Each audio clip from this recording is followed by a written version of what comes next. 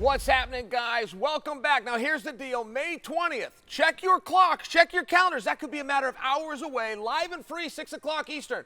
Eagle FC is going down only on the FLXcast app. You want to make it real easy? Go to eaglefc.com right now and get signed up. All right, we got Khabib, we got Kamaru, we got Henry. I'm Chael P, and we're going to take a little trip around the horn of MMA. Khabib, let's start with you. I got to tell you, I'm a fan. I am a fight fan. I watch everything on TV fight related. I have not turned my TV on and watched MMA in a period of time without seeing you. My sense is you are busier now as a coach, trainer, and a promoter than you ever were as a fighter. Am I close? Yeah, it's like right now it's like I'm more busy than I was active athlete, you know. I have so many guys around me. I have to take care of them. You know, I have Eagle FC. I have to travel around the world everywhere, you know, and yeah. It's a little bit busy. And what's that like emotionally? I mean, you're very opposite roles. When you're a fighter, you got to be selfish. When you're a coach, you got to be selfless. Like when your guys are in there and competing, do you feel something different than when it was you yourself? You know, it's like, of course, I feel different because when I was fighting by myself, I can fix anything inside the cage. But you know, it's like when you're outside and your close friend or brother inside the cage, you know, and you just have to talk, you know, you cannot do nothing. It's like a little bit hard, you know. Sure. Yeah, and Chuck, it's crazy, you know. You talk about like the commitment of a coach. Like I literally got in this morning fairly early, 5:30. I'm at the lobby. Who do I see? I see Khabib. You know, he's helping his brothers cut weight. So they talk about dedication. The dude is dedicated. Me waking up at 5:30. I don't know. Oh, that's beautiful. And Kamaru, I got to talk to you real fast because I saw a picture of you. It was on the internet. Now I'm going back about 2 months, but you had just had surgery. Your hand was wrapped up. There has been the worst rumor in MMA is that you're going to be fighting with Leon Edwards, but we haven't gotten a date. Are we closer to that? I mean, it's crazy now because it's, you know, I never really take time off to do anything. And so now that I'm forced to, and especially with the year that I had last year, it's almost like, you know, the fans and the media and the public are just kind of, they're entitled to me being in there next week, next month. And so I'm seeing all these news everywhere, which is why I stay off the internet nowadays, of, oh, you're fighting in June, oh, you're fighting in July, oh, you're fighting this month. No, the biggest thing for me right now is to make sure I want to be able to step in there and fight healthy and be able to get more and more fights in. Because if I don't do it now, I go in there too soon, I hurt myself. Now I'm out for an even longer period of time, or the longevity of my career might be cut short. So now I'm just listening to the doctors, and they're saying a couple more weeks, and I might be able to start actually throwing the hand the way I want to throw the hand. And then I'll go from there. But no official date yet, but you know, Dana, they seem to like Leon Edwards. I seem to like Leon Edwards. You know, the world seems to like Leon Edwards right now for the first time, and so hopefully we'll do it. All right, so nothing's changed. I mean, I didn't miss something within that answer. Your hand is healed. It is going to be Leon, and we don't yet have a date. Do I get that right? Hand's almost healed. All right, excellent. Couple more weeks. Excellent. And Henry, if I could move over to you, you made some news back in the USADA pool looking for an opponent. We getting any closer on that? Of course, but I've been inspired here at Eagle FC. You know, watching these guys, you know, throw blood on us like that last time, Chael. You know, so there's a lot of good options. But I'm coming back. I'm reclaiming my crown. And I'm going up again. I'm taking somebody else's crown too. All right. So I'm greedy. I'm a gold digger. I love it. No, I love it. All right, guys, let's get into this. I got to tell you, there's always been talk in MMA about the size of the cage. I don't know anything about it. I don't know a big cage from a small cage. I don't know anything about it. However, for the first time, I'm changing my tune. Because this is a tight cage, and we are going to go in a main event with Junior dos Santos and Yorgan De Castro. They are literally 2.5 steps away from each other. If they both take 2.5 steps, we're meeting right here, and all hell could break loose tomorrow night. Khabib, what do you think of this main event? You know, it's like, I think a lot of people underestimate Yorgan. I think, you know, and I think it's tomorrow night they're going to give hard fight for Junior dos Santos because he can fight, he can punch, you know, he have very heavy hands, you know, and he have very good submission game, you know. Everybody see what he did last fight inside this cage, you know. how he choke out his opponent, you know. And I think he's gonna give very hard fight for Junior dos Santos. We saw Yorgan 2 months ago right here. We did a press conference and he faced off with Junior. I will tell you at the weigh-ins this morning, De Castro looks like a very different person. I would guess he's down close to 25 to 30 pounds, which I think speaks to the dedication and how serious he's taken this opportunity. Yeah, it's like yesterday I was talking with him. He say this is like most important fight in his life, you know, and he understand this is very big opportunity for him, you know. And he told me like he's not gonna lose this fight, you know, no way. And you know his opponent is like big name, one of the biggest name on this game, you know, Junior dos Santos, former UFC heavyweight champion, you know. He was couple years he was like face of the game, you know, like 10 years ago, and it's very interesting fight. And Khabib, there was a report that came out today, the Associated Press was talking about a meeting, a rumored meeting between you and Scott Coker coming up to discuss a possibility of Junior dos Santos versus Fedor. Is this rumor true? Yeah, yesterday we talked with him. I talked with him with Scott Coker. Next week I'm gonna be in San Jose, help for my guys in training camp, and of course I'm gonna meet with him and we're gonna talk about this. First of all, we have to watch what's gonna happen Friday night here in Eagle FC, and if Junior dos Santos show us his great performance, we're gonna sit and talk. We're gonna sit like talk about like some serious business, you know. Excellent. And Kamaru, I got to tell you, when you were making your run, you were back on the Ultimate Fighter. You had a dream of getting in and getting your name in the lights. Junior dos Santos was a champion of the world, so I know you've watched this guy. I know you at some point you even admired this guy. What do you think about him coming back, making his return, doing it here in Eagle FC? It's amazing just to be able to watch that, because there's somewhere in a contender's journey to where you have to run into that big dog, the alpha that's been there for a while, that's been at the top of the mountain, and you have to show, you got to establish yourself as I've arrived on the scene.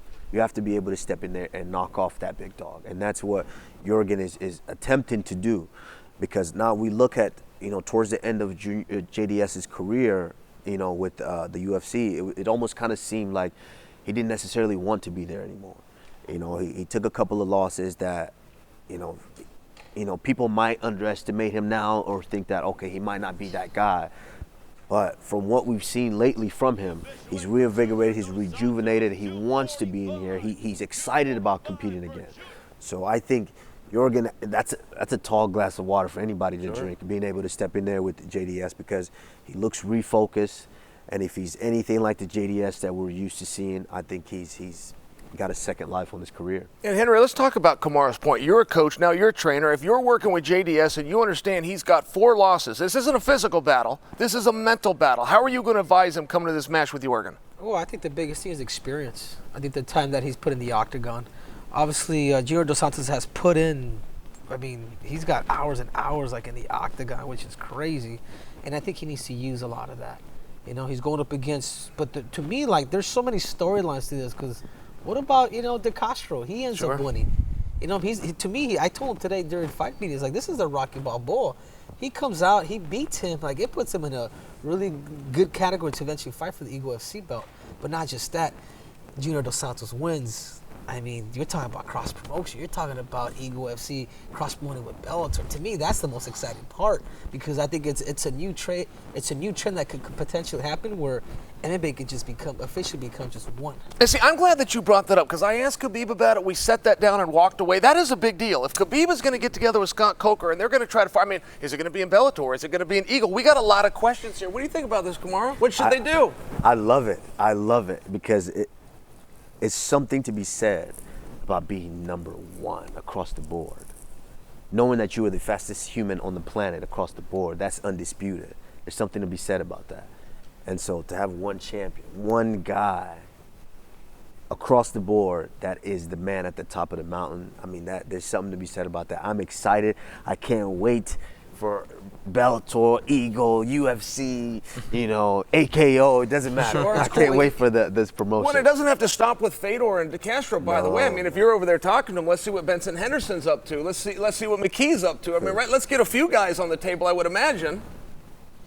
You know, it's like, Do you want to play this one close to the vest? Am I digging into it? Because there are a lot of things I want to know. I mean, if you pull up the first Coke promote, this is going to be fascinating. No, it's huge. I mean, you know why, though, real quick, Khabib, is because this man is well respected. Sure. You know, he's a very well-respected man. Where he can call Dana, he can call Scott Coker, he can call anybody in the roster. They will all pick up that call, and will be interested in what is it that he has to offer. And I think that's the greatness of what Eagle FC is. We have a great leader that's going to be able to put these fights together, that can create something that's going to just build a gap between all these guys that we can fight against each other. Sure. We really can. And Khabib, how much of a look can you give us behind the curtain on this meeting with you and Scott Coker? You know, it's like we just need Fader from Bellator, you know. And of course, like, first of all, we have to talk with Bellator, like with Scott Coker, and I think we have very good offer from Saudi Arabia. Maybe we can make this end of this year in Jeddah or Riyadh, somewhere like in middle of desert, you know. Sure. And we have a couple very good locations. We have here Miami, we have Moscow, we have Saudi Arabia, Riyadh or Jeddah, and you know, it's like, of course we have good relationship between me and Scott Coker. And we have Fedor, we have Junior dos Santos, we have everything. We just have to bring everything together and just let all fans around the world enjoy. Excellent, excellent. My interpretation of what was just said is that we are going to go to this meeting, but we're looking to get Fedor over here. Is that what we're hearing? That sounds right for now? Sounds like. All right. I like it. I do too. Can you imagine? I do too. Can you imagine having Fedor fight? I would actually like it in this arena. It's special. Honestly. This arena is so cool, man. You can feel the punches, you can hear the noises. I mean, like I said, we had blood spilled all over us that Yes. last event. I mean, There is something special though when Fedor comes in. I'm just I thinking gotta with tell you. these heavyweights, man, they're 2 steps away before they freaking hit each other. Yeah. You know, it's crazy. All right, co-main event, guys, and I'd love to tee this one up just because it's Hector Lombard. If there's anybody that I feel story did not get a fair shake, it's Hector Lombard. At one point in his career, he was 22 straight wins. And I remember people trying to dismiss him or trying to say that he didn't have hard opponents. I remember going 22 training camps, 22 weigh-ins, and 22 fights, and he won them all. Give this guy his due. Now, he did a lot of his better work at 170. He eventually moved up to 185. That's very relevant because tomorrow night, he's going to be at 205 with a very legitimate light heavyweight in Thiago Santos. Khabib? About this fight, I'm very exciting because I think someone gonna go sleep, you know, in first round. This is my prediction. First round, yes. In first round, I think someone gonna sleep, and you know, and same time we have very interesting fight for Hector Lombard after this fight, you know, because we have one more fight contract with Alexander Shlemenko. They fight 10 years ago. They already fight each other in Bellator middleweight title, you know. They have big story, and they both have contract with us, and it's gonna be very interesting. Even tomorrow night, like Friday night here in Eagle FC, and in future, end of the year, I really want to make this fight, you know. And Kamaru. See, this is when you start putting on the promoter hat here, because you're looking ahead, because I'm starting to be in this realm as well. So when you're like, he's already planning. Okay, we've got this going on. That's amazing, you know. And I think it's a tremendous fight, because I've had the pleasure of actually training with Thiago Silva, growing up in the sport and actually seeing this man, you know, go through the ups and downs of MMA. And he's a guy he's a very, very game opponent. Thiago's not going away slowly. And so you actually have to put him away, or he's going to be there all night. And you can ask any training partner that he trained with. He was one of the hardest workers and the guys that's in there. He's willing to push you. You know, I mean, I've never had the pleasure of training with Hector Lombard, but I've heard some stories. Yeah. We've all heard stories. And so I think this is going to be a fantastic fight. I want to say I agree with what Khabib is saying, because both guys come to fight each and every time, and both guys were always those guys to where they knew that we're front runners. Right. We gotta, you know, we have an after party, you know, in an hour, so we gotta make sure we get this fight over with as quick as possible so we can get there. Specifically 205 pounds, though. I mean, Hector's going to be giving up some reach, and I don't, you know, you talk about cardio. I don't think Hector gets tired, but I do think he uses the majority of his energy in the first round. I don't think he manages his energy well, right? Well, That's well said. That is well said. He just puts his foot down. He comes out there. If the second round comes around, he's not quite the same guy. At 205 pounds, does Hector have the power that's going to be necessary if he's got to get him out of here? I think the power is power. When you're a guy like that, when you're that short, compact, I think the power is always going to be there. I think Hector's one of those guys, if a Hector hits a rhino at the right spot, it's falling over. Sure. So I think they both have the power, but I just think that Thiago's a little more used to being up at 205, to where Hector is not necessarily used to it. But Hector knows if I got a first round, if I can get in there and I can land that shot, I'm knocking this guy down. And Henry, we're sitting here talking about our analysis from watching these guys, but these guys used to be teammates. They trained together every day for 3 years. That's the way the story's been told to us. What can they gain from each other with that experience? Well, I remember actually being at ATT, and I was out there for like a month. But a lot of people don't know that. Like when I started my MMA, and I remember those were the two guys that nobody kind of wanted to go with, because they were just like, it was didn't give you a hell to hold that. Class. It was like all the above. And I think that's what I think they respect each other, but they also know that they're both willing to throw out the kitchen sink in whatever situation may happen. Man, we might even need some security guards out here, but man, it's an interesting fight, and I go back to, like, I think about Hector, because obviously he's a shorter man. He's gonna really have to use his grappling. I think that's right. And don't forget, he was an Olympian in judo, but he doesn't do a lot of grappling. I'm glad you brought that up. Yeah, and the other thing too is we have to keep in mind is Thiago. He trains with Tyrone Spong. I mean, how much you train with an elite stand-up fighter like that? How much better are you going to get? And I know that that's. I'm curious to see what the outcome is going to be. All right, guys, those are our two big ones that everybody's looking forward to, but we got a stacked card top to bottom. 6 o'clock Eastern tomorrow night. Some fights are going to break off. Khabib, is there anybody you're specifically looking forward to? Honestly, I'm like very exciting about Daryl Horcher. He's going to fight versus Ahmed Ali. You fought him. Yes. You fought him one time. What's that story? I fought with him here in Florida. I supposed to fight with Tony Ferguson, and like 9 days before fight, Tony get injured. And I remember, like, it was Thursday. It was Thursday. UFC called me. I was in my grappling practice at a K. Next Saturday, I supposed to fight versus Tony Ferguson. They called me. They say, Tony is out. We have opponent for you. And they told me his name is Daryl Horcher. I'm like, okay. I watched. He was like in a local show, welterweight champion, and he come to lightweight. And it was his first fight in UFC. Yeah. Of course, I finish him, but I'm very excited about his fight Friday night here, because he have opponent, very tough opponent, very exciting striker, Ahmed Aliyev. I know him. I trained with him long time, a couple of years in Dagestan, and it's gonna be a very good fight, And Kamaru, for you, what fights going under the radar are you looking forward to? Man, there's a lot of great fights on this card, a lot of UFC vets. These are guys that have been at the highest level. For me, there's a couple of fights. Obviously, my buddy Sean Bunch on here, but Sean Soriano. I mean, this is a training partner of mine, a guy that that has watched me throughout the progression of my MMA career, and I've watched come in to his own. And I mean, he's one of the most talented strikers I've ever seen. And I've seen some talented strikers. I mean, we've got Tyrone Spong, but Sean Soriano is one of the best strikers I've ever seen. And what do you know about Sean's opponent? He's taking on Paulo Silva. Okay. Also trains down here at MMA Masters. Those guys do a tremendous job of preparing their guys for fights. As I know, I fought Kobe Covington my last fight, and he was trained over at MMA Masters. And as you saw the result, it was just a unanimous decision and not a. I didn't break his face this time. Sure. So that goes to show how they prepare their guys. They really prepare these guys. But Sean Soriano is after taking a step back now again from the UFC, I mean, he's about to become a father. And so there's something that does something to you. It's a different switch that you have to make mentally of how you go out there and you approach your career and everything that you're doing. So I'm excited for that fight. I can't wait to see him put on a striking display. And Henry, what one are you looking forward to? Man, I'm gonna have to go with Sean Bunch. My Olympic teammate.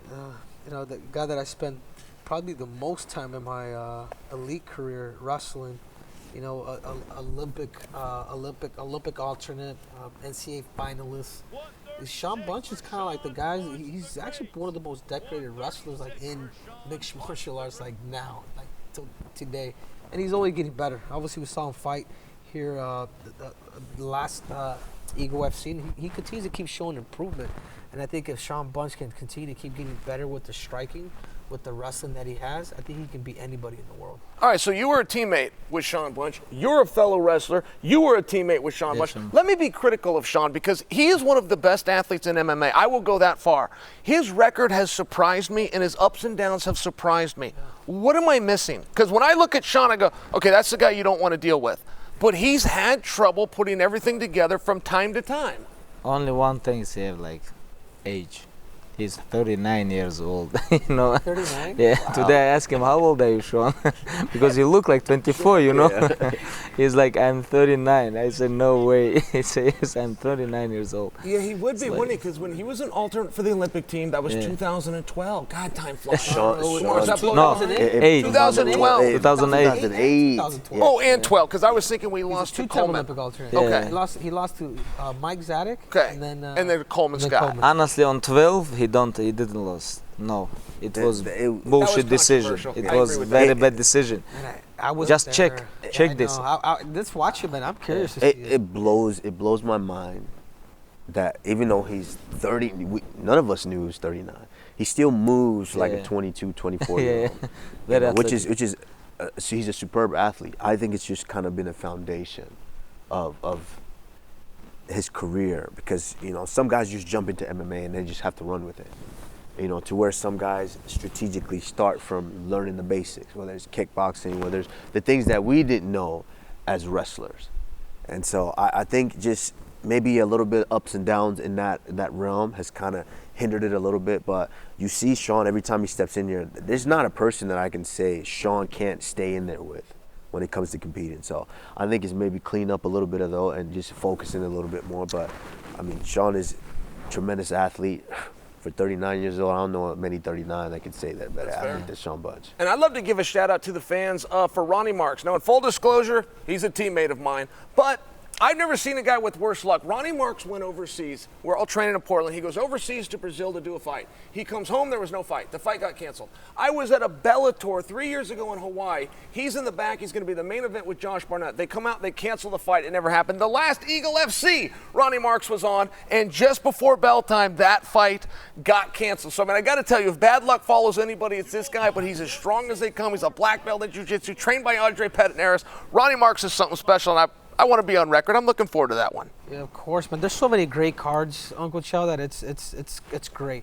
And I think the matchmaking that Eagle FC has done it has been entertainment. It's been a treat for us. There hasn't been one boring fight. We're gonna see a lay and pray type fight. And I tell you this as a wrestler. What you trying to say? Why'd you look over this way when you said that? Well, because we're all wrestling, right? We're all wrestling. Right? We're all laying prayers at one point. Sure. At one point, but that the sport has evolved and just the matchmaking that has been done at Eagle FC has put Eagle FC to the next level that it's slowly climbing them ranks, man. For sure. Everybody watch out. All right, guys. Thank you all for hanging out with us a little bit, but I got one surprise for you, and it's not about the big fight tomorrow. It's not that it's live and free. All you got to do is get the FLXcast or sign up now at eaglefc.com, but I'm only going to tell you tomorrow. See you guys then, 6 o'clock Eastern on the FLXcast app.